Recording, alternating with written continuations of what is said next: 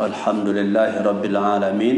Segala puji bagi Allah, Rabb, pengatur, pemelihara seluruh alam.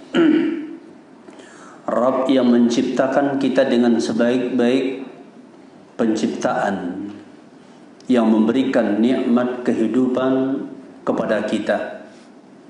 Kehidupan ini adalah merupakan nikmat bagi orang-orang yang mengerti tentang hakikat daripada kehidupan itu sendiri.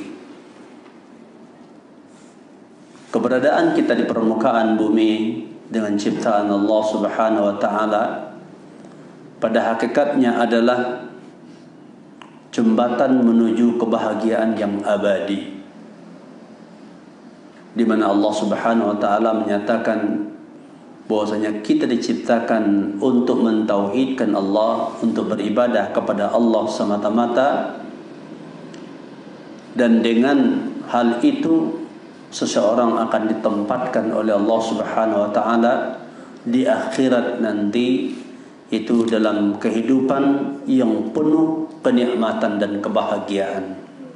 Sebaliknya, orang-orang yang tidak mensyukuri nikmat kehidupan ini akan tetapi mengkufurinya dan menggunakan nikmat ini, yaitu bertolak belakang daripada yaitu prinsip penciptaan atau hikmah daripada diciptakannya mereka, itu dengan mengingkari syariat Allah, maka dunia menjadi jembatan baginya untuk menuju kepada yaitu petaka yang abadi, kesengsaraan yang abadi. Karena dengan sebab dia tidak mensyukuri kehidupan ini, yaitu dengan mentauhidkan Allah, maka di akhirat dia akan dilemparkan ke dalam neraka dan akan kekal di dalamnya. Maka oleh sebab itu, setelah nikmat kehidupan yang Allah berikan kepada kita, maka nikmat yang terbesar di dalam hidup ini adalah itu nikmat hidayah Allah Subhanahu wa taala.